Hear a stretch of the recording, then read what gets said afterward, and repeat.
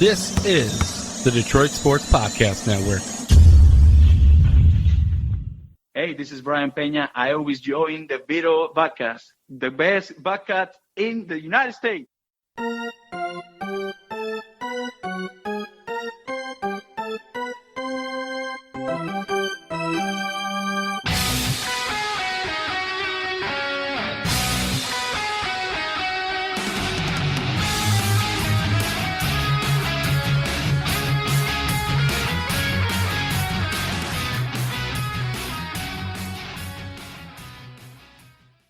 And welcome to the latest, the freshest edition of Tiger's Talk with Chirco and Company. I am your host, Vito Chirco, alongside nobody on this week's edition of the pod. And it is a celebratory edition of the podcast as Lou Whitaker is on the modern baseball era ballot for the first time after being left off of the ballot in 2017 in a year in which Alan Trammell and Jack Morris, his former 1984 Detroit Tigers World Series championship teammates, were on. So it is good for Whitaker to finally get his due, his time to potentially shine at least, as it doesn't guarantee enshrinement in Cooperstown next summer. Yet, him and 9 other guys on this 10-person ballot will be voted on in December. So next month could be a huge month for Lou Whitaker, his family, and friends and supporters from over the years.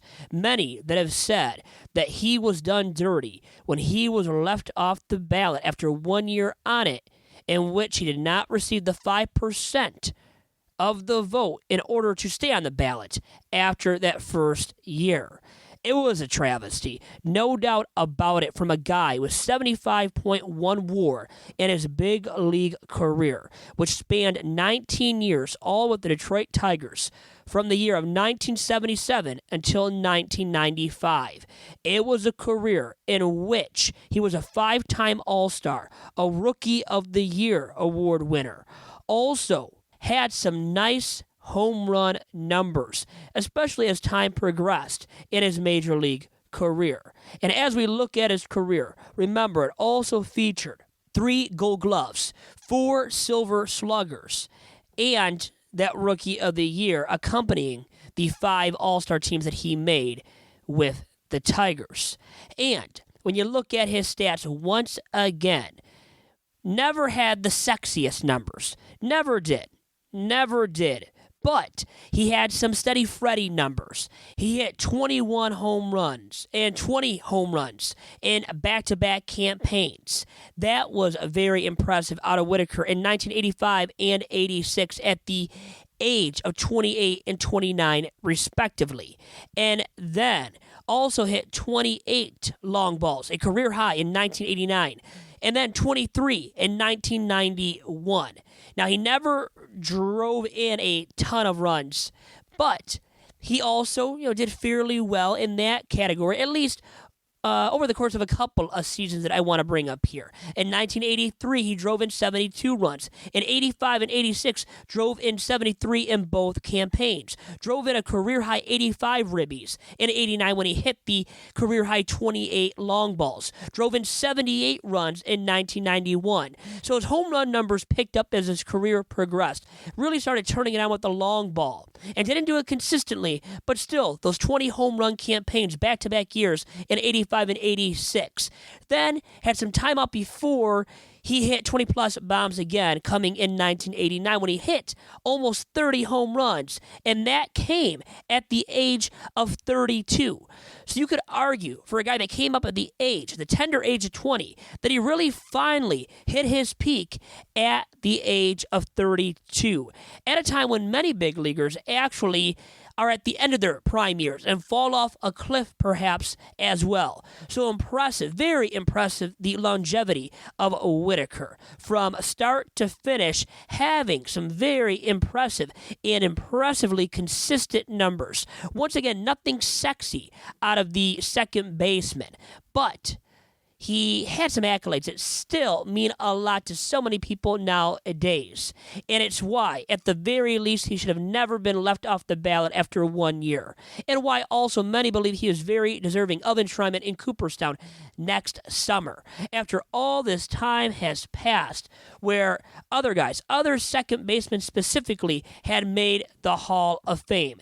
Very deserving names, but guys that have comparable stats to Whitaker, such as former Houston Astros great Craig Biggio, never had the defensive metrics that Whitaker had, but had more of the offensive stats, the 3,000 plus hits, the nearly 300 home runs, the WAR, very good career WAR, but Whitaker outdid Biggio in that category. Once again, defensively speaking as well, Whitaker, the superior ball player.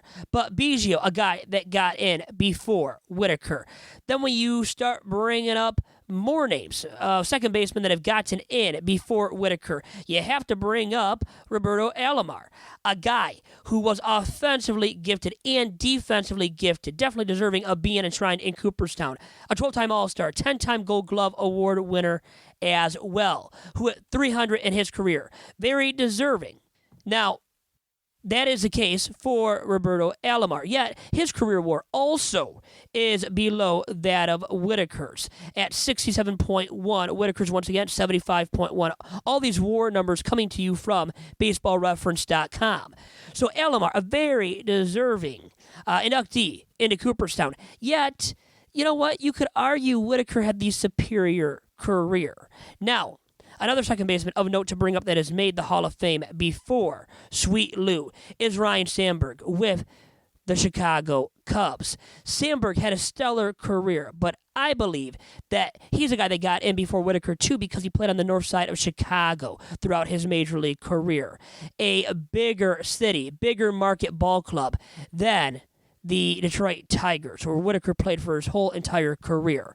So I believe really that played a factor. Playing in Detroit, a relatively small market ball club that has been a middle-tier ball club at times, and maybe in the 80s it was, in a decade in which the Tigers were the best American League team, won the Pennant World Series in 84, and then made the playoffs once again in 1987 under the leadership of legendary Hall of Fame skipper Sparky Anderson.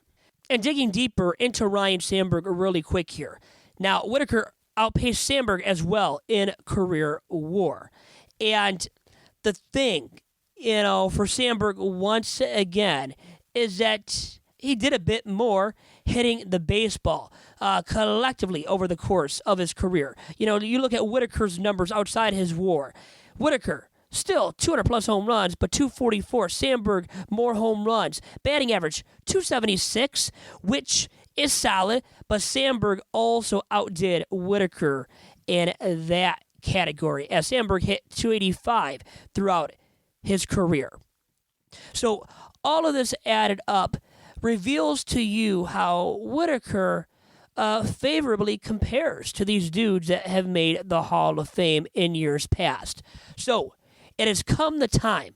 God, it's been far too long, but damn, it is a time now. Definitely for Whitaker to make the Hall of Fame.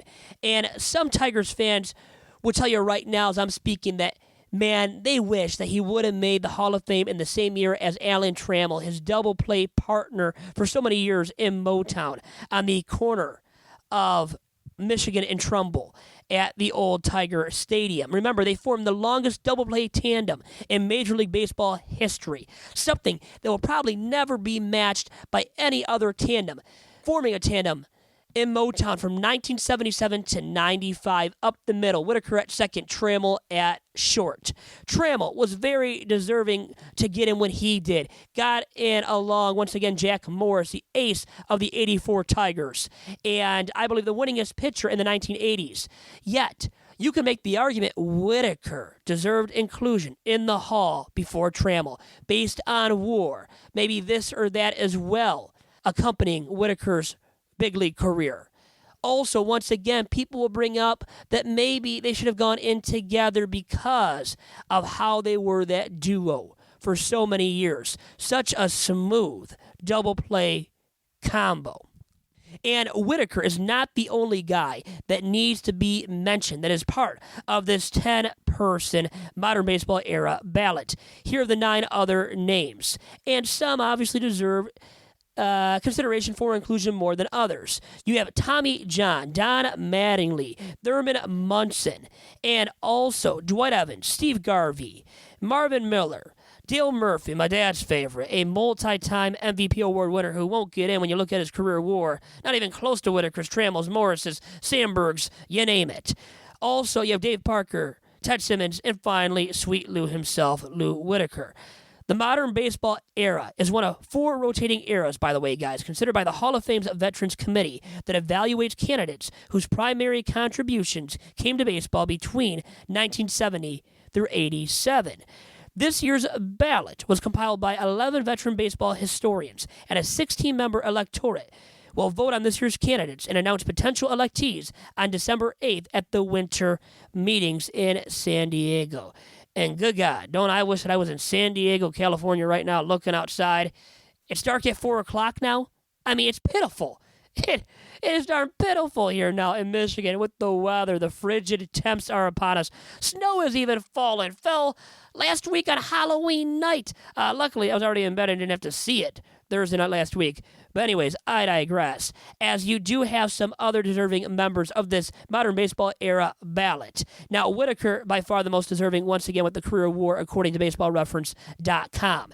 And Jay Jaffe, in a piece for Fangraphs.com, goes on to write about the travesty that was Lou Whitaker being left off of the Baseball Writers Association of America ballot after 1 year, not even receiving 5%, that is, to remain on the ballot for future years.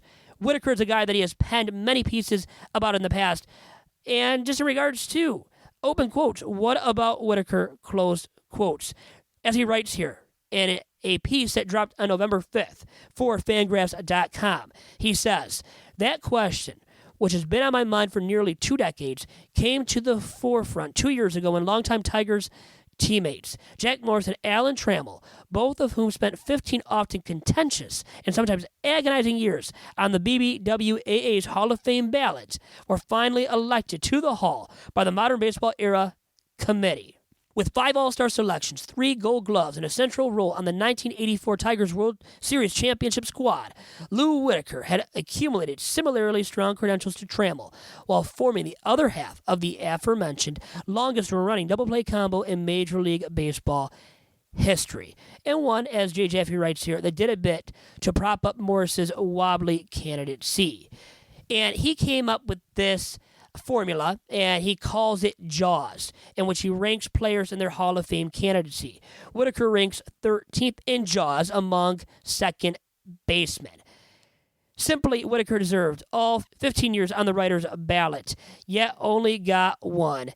And he made it on the ballot in 2001. And it is a shame. It is a shame, a travesty once again, that he failed to receive at least 5% of the votes from the BBWAA and thus fell off the ballot.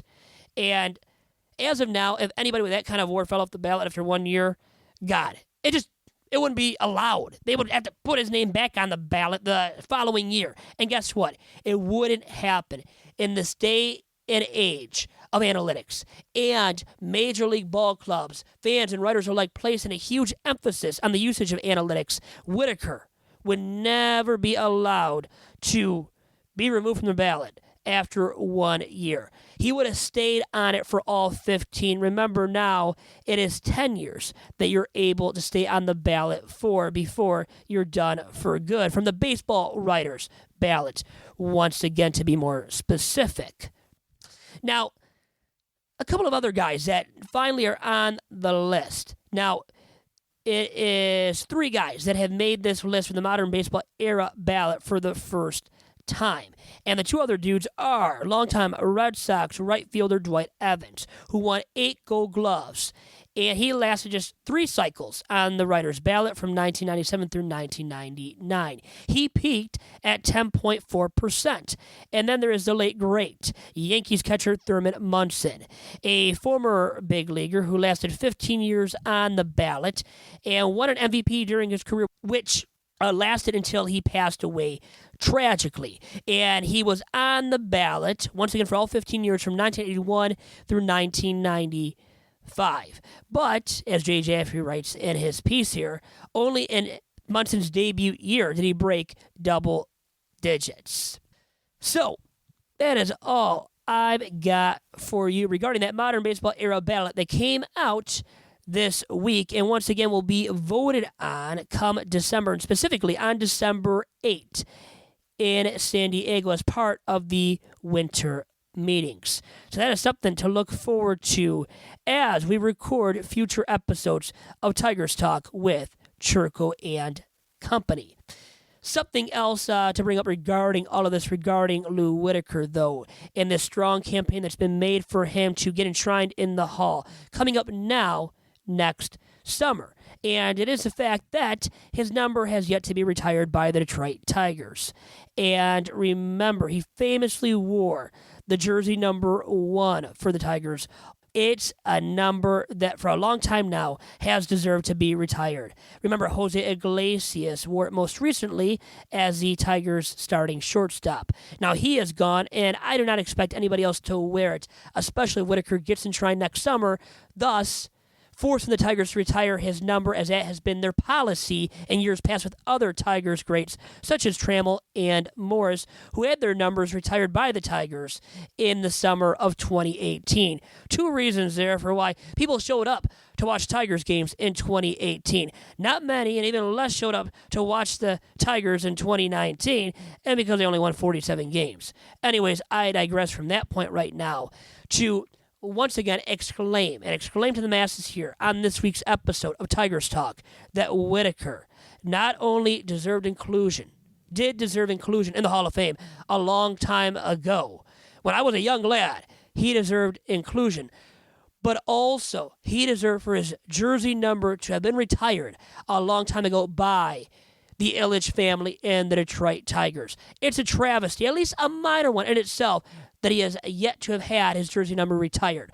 Once again, it's been the long-standing policy, though, of the Tigers organization for them to wait until the player is inducted into the Hall of Fame for that given player's number then to be retired by the organization.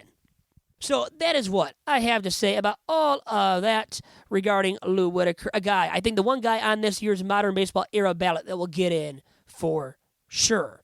Now, moving on to a little bit of free agency news and notes. And, I had my brother Dominic as part of Sundays with Dominic and Vito this past week talk about some looming free agents and their likelihood of landing here or there, and really where most likely those guys are to land, such as Gerrit Cole, such as Stephen Strasburg, such as Aroldis Chapman, such as Anthony Rendon, and others. Zach Wheeler as well, pitcher for the Mets. So all of those dudes made the top 5 in SI's latest edition, and it's a top 50 Major League Baseball free agents list that was put together, I believe now, for the 12th year by Ben Reeder.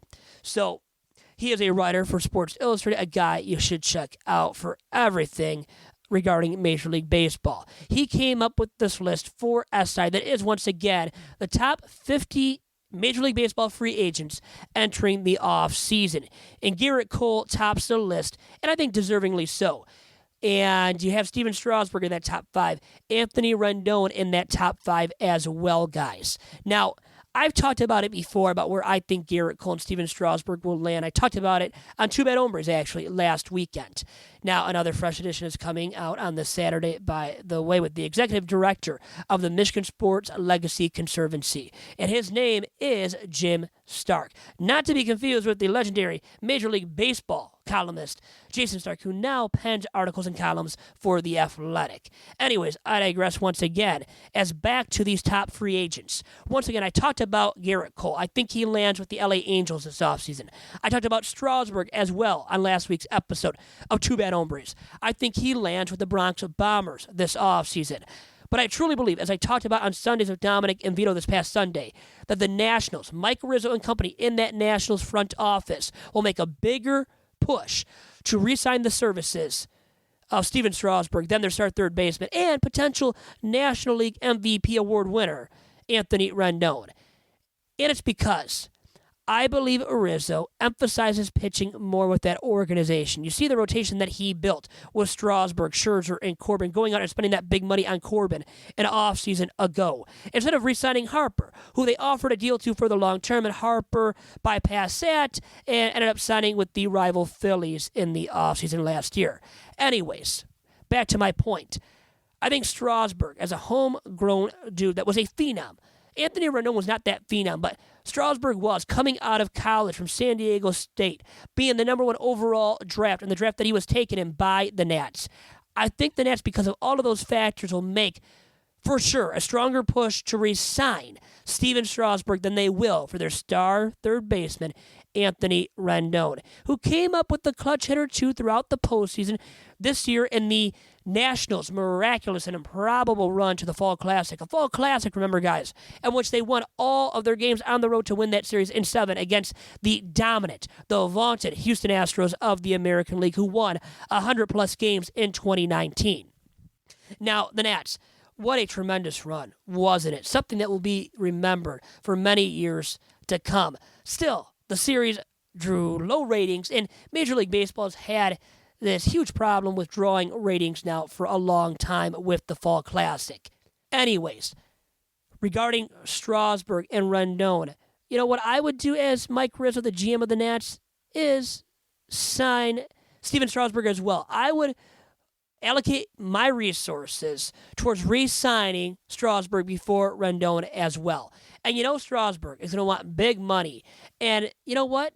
He's going to get it. He's going to get paid handsomely and over the long term, and he deserves it for what he's done over the course of his career now with the Nationals, a career in which I believe he's actually flown under the radar despite all of his success, a career in which he's never recorded, guys, an ERA of 4, always an ERA under 4 year in, year out. Think about that with Stephen Strasburg.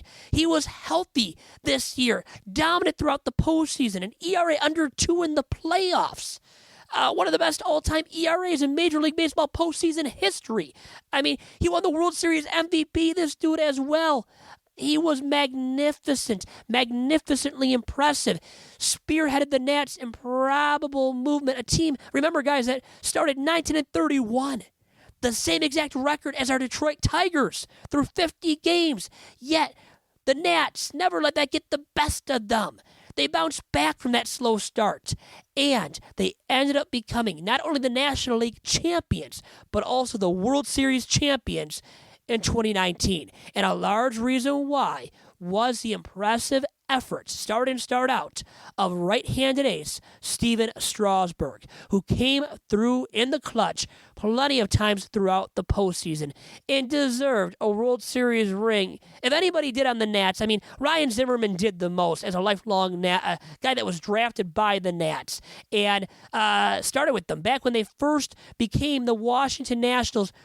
Ryan Zimmerman was a member of that inaugural team in Washington, so he deserved it the most, deserved a ring the most. But after that, you can argue that Strasburg clear-cut deserved a ring the most. Glad to see him get it done with the Nats and to step up. He stepped up time and time again. And remember, Max Scherzer got hurt this season.